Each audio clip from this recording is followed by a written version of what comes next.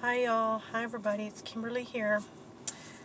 It's really hot here today. I've got my nursing shirt on, trying to fold it down. It's my day off, and it's that nursing shirt. As it already explained, I'm not a nurse, but on my days off sometimes I wear it. It's really lightweight, and I love the way it's like one of those really thin kind of t-shirts, and I love to wear it in the summertime. And it's still really hot here. It's in the 90s. It's going to be, I think, in the mid-90s. And it's really hot in California. It's like 110 and 15 degrees all around that southern end. And I think Death Valley was like 124 or 26 or something. I don't know. And, I'm not real good on the numbers. I never get everything exactly right. I'm kind of roundabout. It's been a really hot summer. I cannot wait for cooler weather.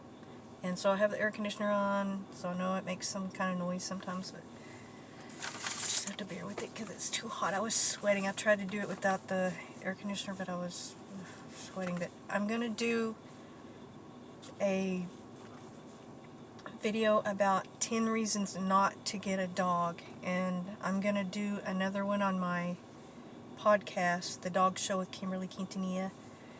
And actually it'll be part of the podcast. The podcast is going to be like 30 or more, like about 45 minutes, I think, something like that. I've already done 2. That'll be my 3rd one, which I'll do later tonight. And so 10 reasons not to get a dog. I think probably the number one reason would be if you have a bad temper. If you have a short fuse and you get angry, then do not get a dog. That's going to end up in an abuse situation, or you might regret something that you do. You might injure the dog, or even if you don't hit the dog, emotionally abusing an animal, especially a dog. Some dogs are very, very sensitive, and it completely changes them for the rest of their life. And just the idea of somebody who has a bad temper having a dog, it turns my stomach. There's some people that just should not have a dog, even if they want one. If you fly off the handle easily, don't get a dog, because they will test your patience, and like I've said this before in some of my videos, dogs have a mentality of about a 2 or 3 year old child. So if you can't deal with that, don't get a dog. And I would say number 2, if you have a lack of patience, which is, different than a bad temper, but it's bordering on that. If you're going to be short, if you just are going to be not giving the dog the attention or the time to try to learn whatever you're trying to teach it, or if it has annoying traits or little behaviors that you can't stand, and you just are not a very patient person, you probably shouldn't get a dog either. It can turn into it'll test your patience, and you may end up having a bad temper over, too many incidents. And that's really not good for you or the dog. And number 3, if you really want a dog, or do you really want a dog? If it's just like a novelty thing that, there's particular breeds of dogs that come into fashion every once in a while. Like Yorkies were big for a while, and Pugs were so cute. People were getting Pugs a couple of years ago, and there's dogs that go through a couple of years cycle of overbreeding because people, they just get this idea. They get like the over idea. I don't know how to say it. They just see it so much in the media, news, on Facebook, and all these posts and everything, cute little memes and stuff like that, and it just gets overdone with a certain breed. And I remember it was like that with poodles when I was growing up. There were tons and tons of poodles. You saw them everywhere, and now you hardly ever see poodles. And so if it's just, that kind of thing, if you're kind of fickle about things, and one day you like this and the next day you like that, take some time and really think about it, because dog breeds have different traits and different behaviors. And just because you like the look of a dog doesn't mean it's going to be the dog that is going to be good for you. There's some dogs that are like Chihuahuas. I love Chihuahuas. But I tell you, they are the yappiest, most, they make great watchdogs. Great watchdogs. They can't, do much damage, but they, they'll let you know if somebody's there. But they are very, I don't want to say aggressive, but, they can be very nippy and bitey. And of all the dogs I've ever owned, and I've owned a lot of Chihuahuas, and when I have pit bulls and Chihuahuas, the Chihuahuas always take over. They always become dominant over the pit bulls, which people think that's funny, but that's true in a lot of situations like that. So kind of think of, a lot of the smaller dogs are kind of, I just use the word yappy, I don't know. And I don't mean that in a negative way, because I'm used to it. If I wasn't, I wouldn't have, Chihuahuas all these years. So if you don't like dogs that have particular traits, you need to research that dog. Don't just get the dog that you like the looks of, or you think is so cute in all these posts and all these things that you see. Don't get it based on that. Get it on, there's many factors on reasons to get a dog, but not just because you like the way it looks or it looks cute. And number 4, time. Do you have enough time for this dog? Are you going to be able to take it out in the morning? Are you going to feed it in the morning? How much time are you going to spend with it? Are you going to come home from lunch? Do you work in the daytime? Are you going to spend time with it at night? Because that's all dogs do. They sit there and they wait for you to come home, and they want your time. That's the most important thing that they want from you, is your time, and your love and your time.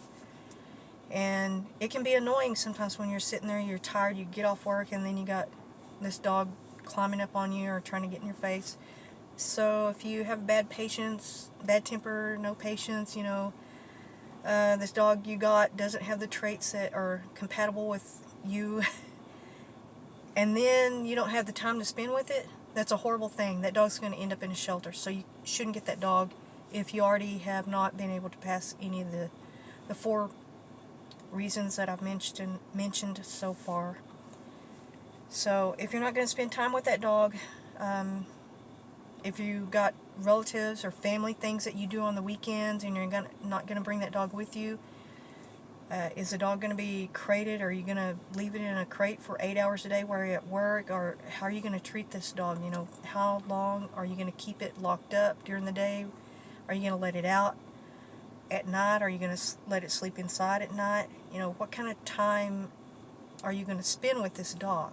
And that's one of the biggest things, is time. How many minutes of your day are you going to give to that dog? Okay, and number 5 would be your job. What kind of job do you have, and what are the hours? How stressed do you get from that job? Is bringing that stress home, are you going to be able to handle that? Are you going to be able to take care of this dog in the way emotionally it needs? If your job is going to stress you out to the point where you don't want to be around something that's clamoring on you, trying to get your attention, you need to think about what job you're working right now. Is it the right time with the job that you have? Are you going to be working a lot of overtime? Do you work on holidays? What does your job expend from you? Because that's going to take away from the dog. So think about the job and the hours, and how long you're going to be gone for a day. How much time you have for lunchtime? You're going to come home at lunchtime again? What is the feeding schedule between the time and the job? What kind of feeding schedule are you going to give it? Because then it's got to go to the bathroom, and dogs have to go to the bathroom the same that humans do. The idea of putting it in a crate for 8 hours and expecting it not to poop or pee, especially if you fed it breakfast or lunch, or what is your feeding schedule? Are you going to feed it 2 or 3 times a day? How many feedings are you going to give it a day according to the time you have and the job that you're working. Are you going to be able to let it go to the bathroom? I mean, one of the basic needs that you have as a human is to go to the bathroom. It's the same thing with dogs. Dogs suffer the same way if if you don't get to go to the bathroom. It's very hard for a lot of dogs to hold it even a few hours. And the idea that some people have that, oh, you just put them in a small crate and you train them for 8 hours to hold it, that's not true. That's completely false. And I'd like to do a video separate on that. So, with number 4 and number 5, the time and the job, not being able to take it to the bathroom, you have to think about that. What quality of life will that dog have if it can't even go to the bathroom? If you can't spend time with it because of your job and you can't even let it go to the bathroom, why get a dog? Why stress a dog to that point? If a dog is going to be so stressed about where it's going to use the bathroom or when,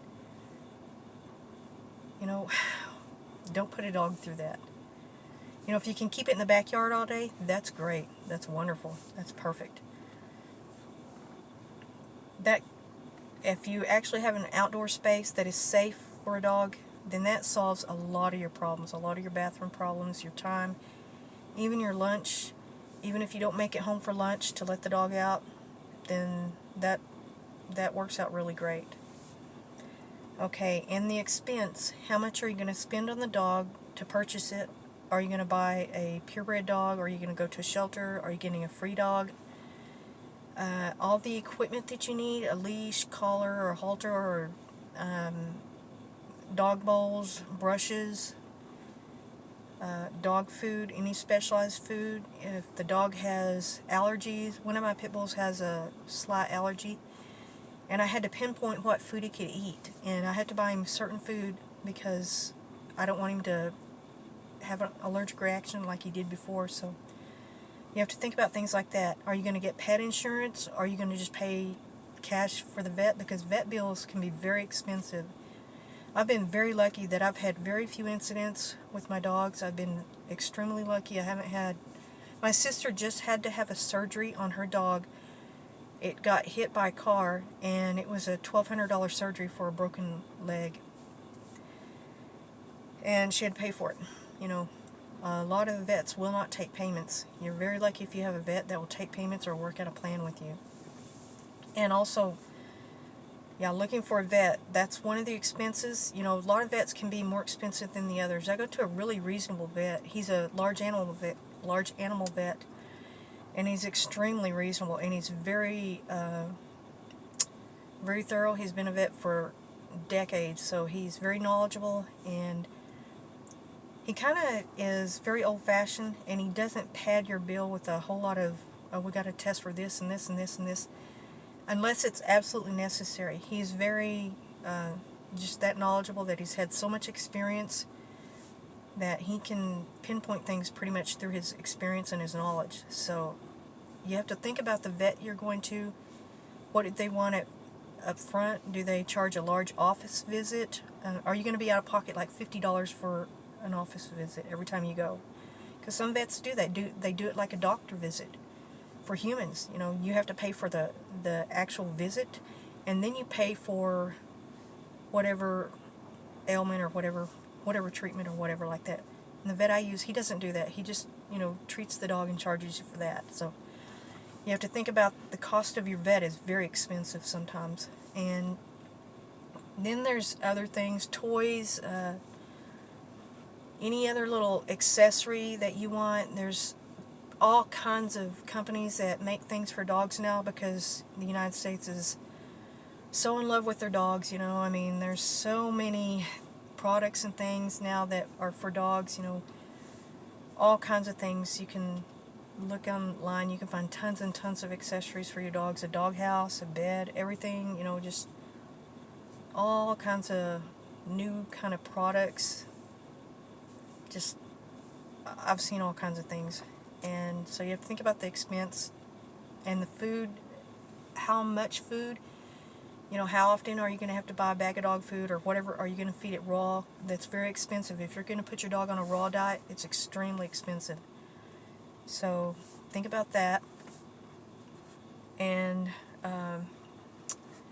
tick and flea, if you live in a part of the country where you have to do tick dips or have flea treatments, stuff like that, that's another expense. We have a lot of ticks here in Texas, and it can be probably about almost the whole year, except for just a few months in the wintertime. And throughout all the other months, you can end up with ticks on your dogs. And we do have, like, in the beginning of spring, it can be really bad. And I do a daily tick check on my dogs every day. I feel them down and pet them and everything like that. I don't like to use a lot of chemicals. I try to stay away from as many chemicals, but every once in a while I do like a very light treatment on them, just to make sure. I absolutely hate fleas. They're just the most disgusting things on earth. So I think I'd rather have a tick infestation than flea, because the ticks, you can see them a lot easier, and it's easier to get them off, and they don't spread as much, and the quantity or the volume of, those little critters is a big difference. And let's see, your social life.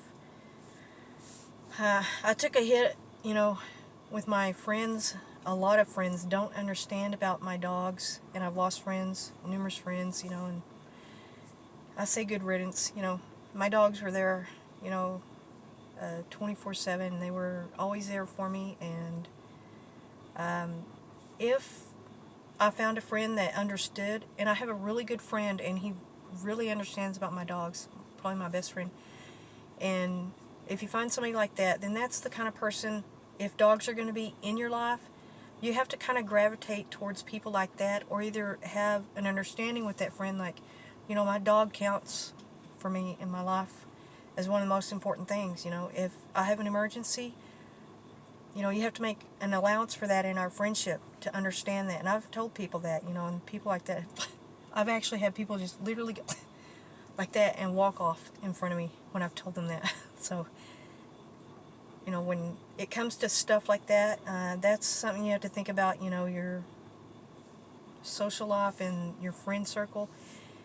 It may dwindle down, especially if you have a dog that gets sick, or if people don't understand that you have to go home every day after work and, let your dog out, feed your dog, take care of your dog or whatever.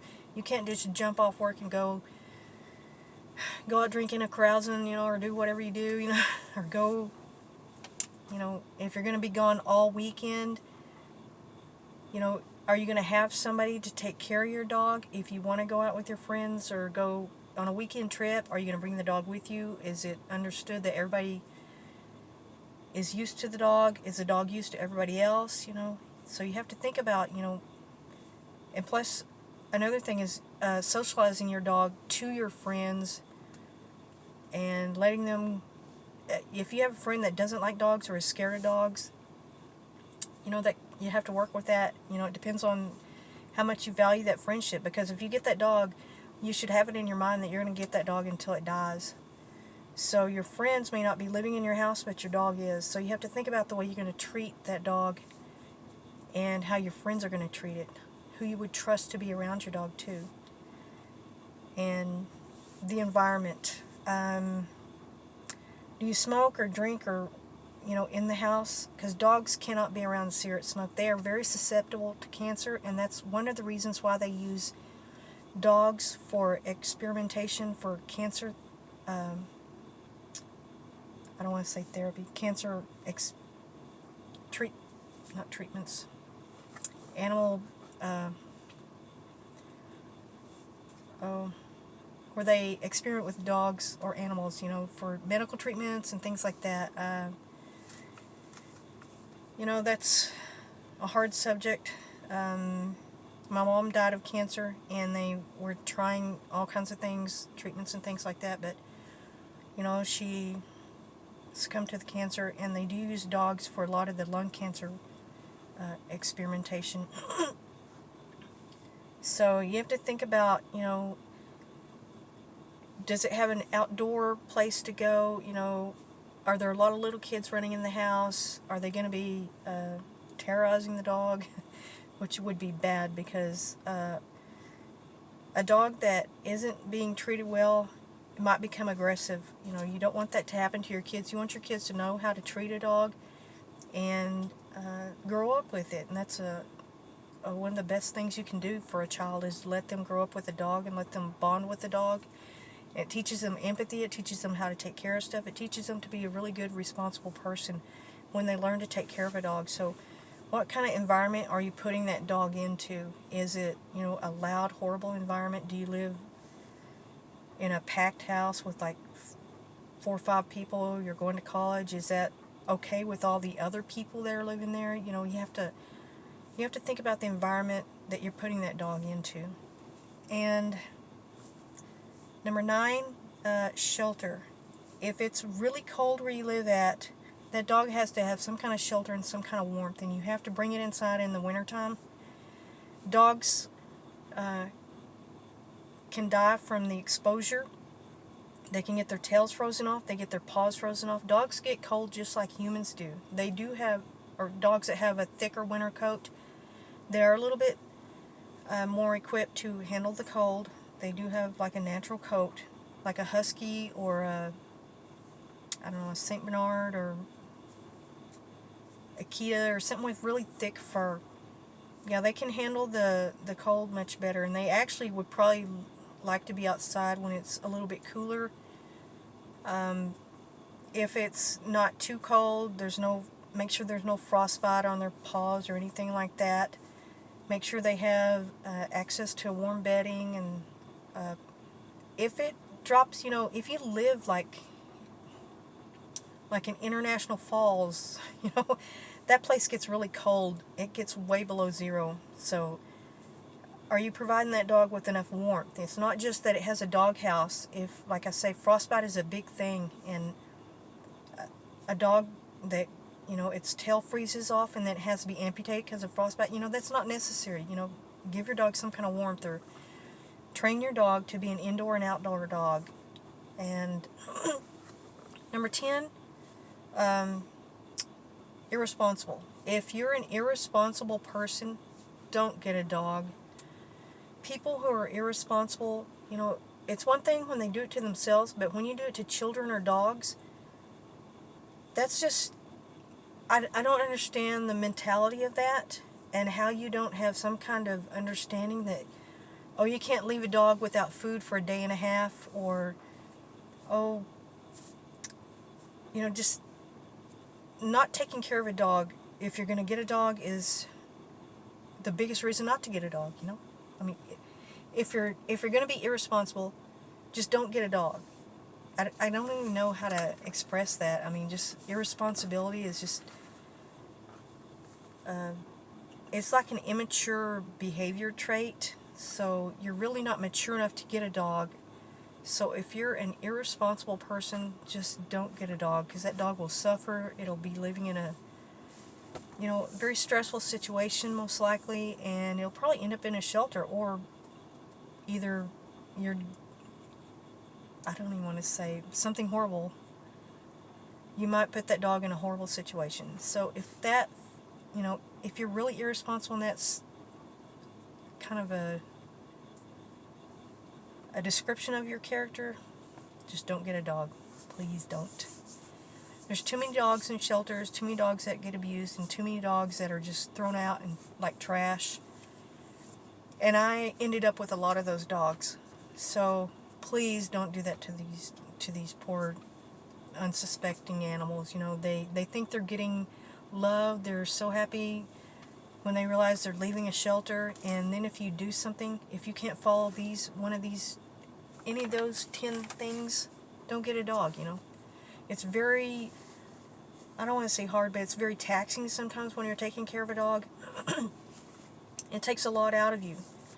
So if you're not going to devote yourself to that dog, and the time and the energy and everything that it takes to have a dog, don't get a dog. Don't be, don't do things on purpose to hurt a dog, because that's just the worst, one of the worst character flaws that you can have.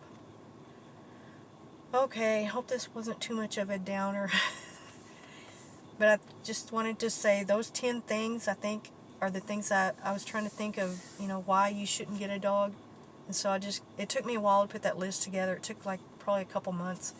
And every time I thought of something like, oh, okay, that's another reason not to get a dog. So I kept that list, and I kept it running until I filled it up with about 10 very specific reasons that I thought why you shouldn't get a dog.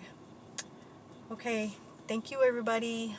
Thank you so much. Thank you for coming to my channel, and I appreciate all that, all the support, everything. Please go to my podcast, The Dog Show by Kimberly Quintanilla, if you want to know more about dogs. If you like dogs, I'm going to be making more and more posts about dogs and just random subjects. Just anything that I find interesting about dogs. I'm going to make a weekly post every Monday. Thank you so much. Thank you, everybody.